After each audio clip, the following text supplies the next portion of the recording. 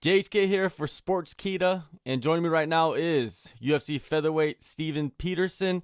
Ocho, you're in the sauna, man. What's going on? Yeah, I got Solace Saunas hooked me up with this dope sauna at my house. It fits four people. Damn. Got a radio in here, and yeah, a whole shebang. So check them out, solacesaunas.com. They're one of my new sponsors, and yeah, I'm really happy with it. For sure, you got Wi-Fi in there, it seems like, too, huh? Yeah, I got Wi-Fi. It's the quietest place in the house. So if I'm gonna do an interview, my kid won't bug me if I'm in a sauna. For sure. And speaking of sponsors, man, I seen you hooked up with Dank Vodka. You know, not many fighters have alcohol sponsors, dude. How did that all come together?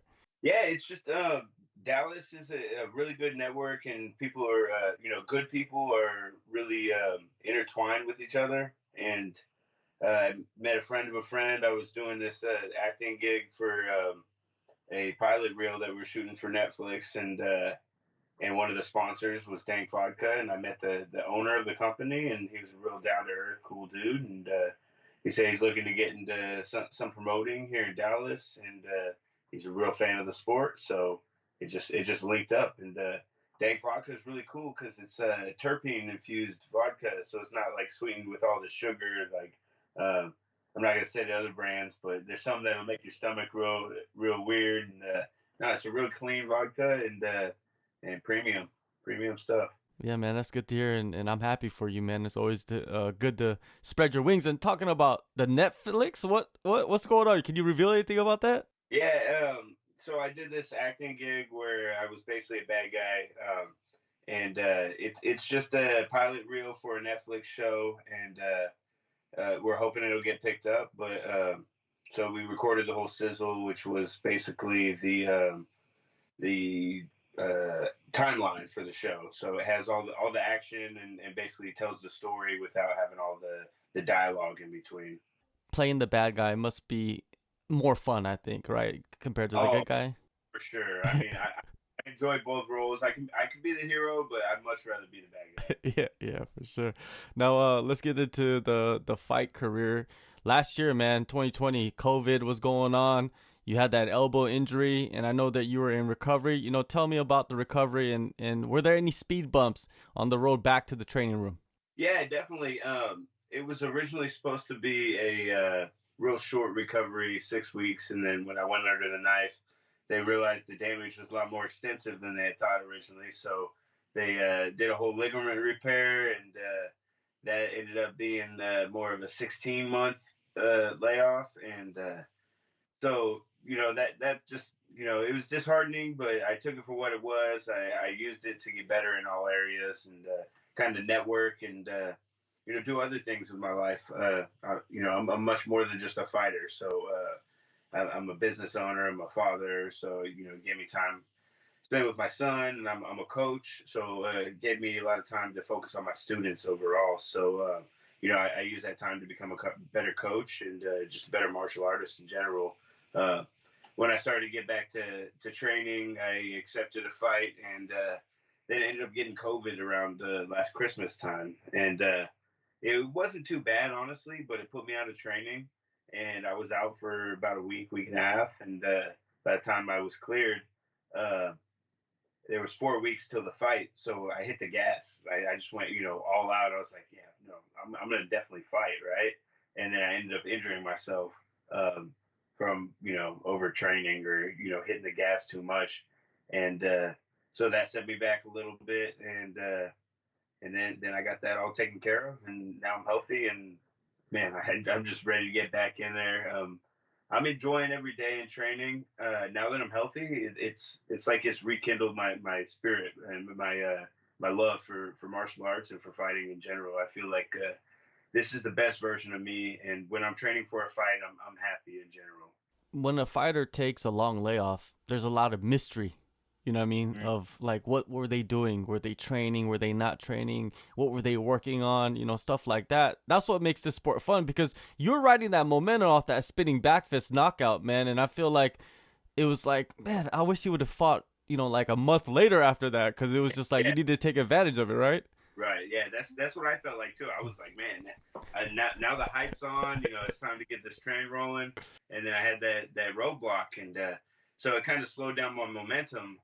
But now that I get this opportunity to fight Chase Hooper, it's like now I get that's 10 times the momentum. I mean, the kid's got a hell of a following. He's being pushed by the UFC, and it's a great matchup for me. So I think I can, show what I've been working on in the meantime, and really showcase my skills in there against this kid, and take everything he's got because I feel like I deserve it. Yeah, the spark, man, the momentum, it all depends on sometimes the opponent. And Chase Hooper, he does have a following. He's 2-1 in the UFC, man. What do you think about his run so far? Um, I mean, without saying too much, the kid's got, he's got heart. He's tough. He reminds me of myself back in the day, like when I fought Cody Williams.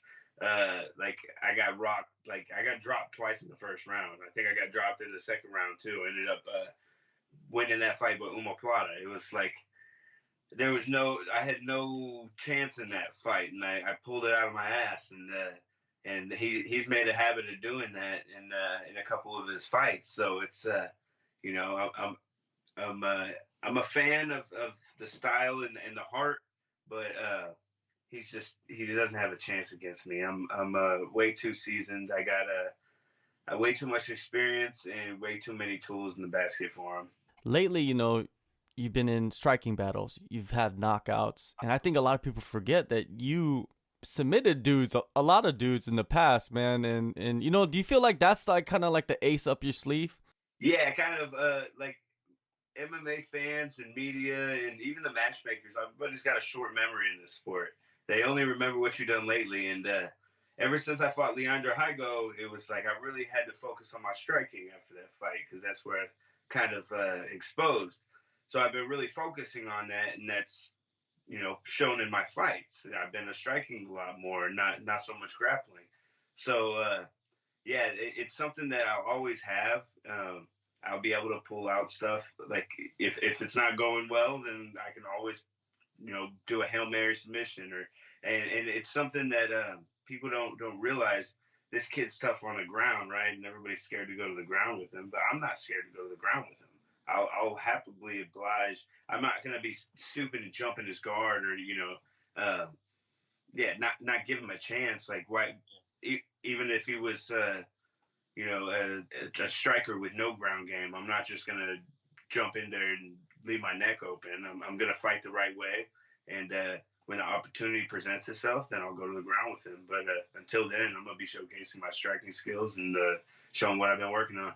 Yeah, every fight starts standing, you know what I mean? And if you could get it with a knockout, you got to get it with a knockout. No doubt. I mean, that's what everybody wants to see. Yeah. Everybody see the stand-up battles, and that just makes this matchup more intriguing because he wants to drag it down to the ground, and nobody, like, if it stays standing, like, what's going to happen? He's probably going to get knocked out, right? Like, and I'm going to be searching for the knockout. So it's a hell of an intriguing matchup. He has a pretty big fan base for being so young, and I think being young also is an advantage for him. Has his fans been messaging you and telling you what they predict on this fight? No, they haven't. I've seen on Tapology that he's got a big following. Kind of sways the odds in his favor according to Tapology, but no, they haven't been very vocal. I would imagine as we get closer to the fight, they will be. But he's done well about not tagging me in his posts, and even when he announced the fight matchup, there was no tag. I don't think he wants to give me any of the steam that he's got, and I'm gonna take the steam. He don't need to give me shit. I'm gonna go in there and take everything I want. For sure. Now, of course, you're at Fortis, man. Fortis, one of the best camps in the world, and you have a lot of guys that could, that actually have really good ground games. You know what I mean? You got Diego, you got Morono, you know what I mean? Just to name a few, who else is there with sick ground games that you could work with? Yeah, Damon Jackson, and then our jiu-jitsu program in itself is something else. Yeah, it's just the guys I'm going with have way better wrestling. Like, it's way harder to prevent them from taking me down. Like, shoot, the Johns brothers, Elijah and Miles Johns, like, they're wrestling Damon Jackson. He's the leech, man. I got to deal with these guys. I'm not worried about going to the ground with Chase Hooper. Nothing against him and his skills, but his wrestling is not on par with the way that this is, and the way I have to train. And when he drags me to the ground, it's going to be more of like him grabbing a leg and trying to pull guard and grab a leg lock or possibly Eminari roll. But as far as wrestling, he's not going to be able to put me on my back. Yeah, I think Damon Jackson would be perfect because he's kind of like a taller, linkier guy. Just like Chase Hooper. Yeah, no, I hate going with Damon Jackson. Yeah, he's a Yeah, snake, but in a good way, yeah, yeah, no doubt. So, man, how do you see this? I've seen you making your predictions with the first round knockout. Worst case scenario, what do you think? Worst case scenario, we go to decision, and I get my hand raised just because I'm gonna outclass him on the feet. I'm gonna make it look sloppy. He's gonna be falling all over the place, trying to drag me to the ground. If he does go to the ground, I'm going to be topside and basically nullifying everything he throws up. And yeah, if worst case scenario, I see it going to the judges' scorecards and me winning the decision. But it's definitely not what I'm trying. I'm trying to take this kid out and take his momentum and run with it. For sure. Now, the Ultimate Fighter is coming up, season 29, the featherweight champ Volkanovski versus Brian Ortega. Will you be watching the show? Have you been a fan of the show? I started off fighting on the first season of Ultimate Fighter. I was like, backyard fighting, watching the Ultimate Fighter. Like, what if? Like, all my friends, no, you couldn't do that. It's like, and so yeah, I'm definitely, especially those guys being the coaches. I'm not all about the drama and all that bullshit, but I definitely got to keep up with the top of my division and the guys coming up. So I got to be on top of it and. It's something to look forward to when when you're training, the monotonous grind. It kind of relights that spirit and reminds me of where it came from and how I started the sport. Well, the UFC, they know what they're doing, man. They put them in a house and they put alcohol there, and then after you fight, you go back to the same place with your opponent that beat you, or you beat your opponent, which is a recipe for disaster, don't you think? Emotions. Yeah, no doubt. I mean, they want drama, and that's what it is. So, I mean, that's what the fans want to see. I mean, I give them a little bit of play, right? Why not? For sure, man. And you're in Texas, you're in Dallas, but in Houston, Derek Lewis goes out, knocks out a local rapper that's trying to steal his car or break into his car. And I was shocked that a local rapper was trying to steal his car. That was the most shocking thing for me. Must not be a very good local rapper, huh? Yeah, for sure, man. What did you think? What was your reaction to the news when you saw that? Good. I wish I would catch somebody trying to steal my shit. I mean, that would be a free opportunity. Plus, I mean, make the headlines, be a little hero, like play the hero card. Why not? Yeah, for sure, man. Yeah, it's great that he knocked him out and then called the police and then filmed him getting arrested. I don't think you could be a rapper anymore after that. No. That's about as bad as it gets, man. Yeah, for sure. You have no street cred anymore after that. It's over. I mean, maybe it'll give him more street credit. He got knocked out by the beast. I don't know. I think he's gonna be losing a couple of screws after getting knocked out by Derek Lewis. Oh, yeah, no doubt. All right, man. June 12th, UFC 263. You have that crowd. I think that's gonna be a major factor in this fight. You love that crowd, right? Yeah, that crowd amps me up. I energize from the crowd. I perform my best when the crowd's loud. So, yeah, let's get it hype. I'm gonna blow the roof off the building, knock this kid out. It's a shame that I'm early on in the card, so it won't be packed stadium. But I'm sure a lot of people are gonna show up early to watch this fight, and we're gonna make sure they hear him. Yeah, they said that in Florida and I believe in Houston, a lot of people were there, very uncharacteristically. I mean, usually UFCs, they don't show up until like midway through the prelims, but I think they're going to be a lot of people there. Arizona, they're probably feeding for some fights, man. Anyways, Steven, thank you, man. Appreciate the time and enjoy the sauna.